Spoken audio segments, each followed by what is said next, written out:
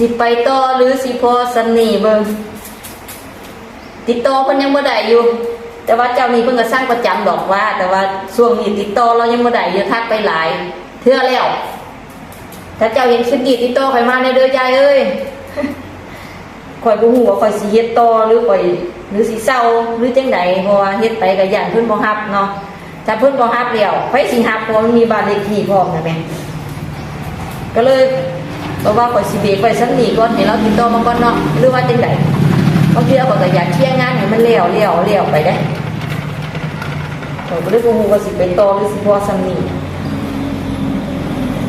หรือว่าสิสานไว้แต่ว่าอย่าเฝ้า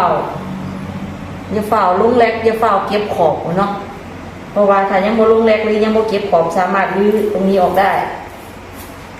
เนาะช่วยค่อยคิดแน่ว่าค่อยสิต่อหรือบ่ซ้ำนี้ ถ้าเห็นคลิปนี้ก็ติดต่อให้มาแน่เด้อผู้ใดสิสร้างก็ได้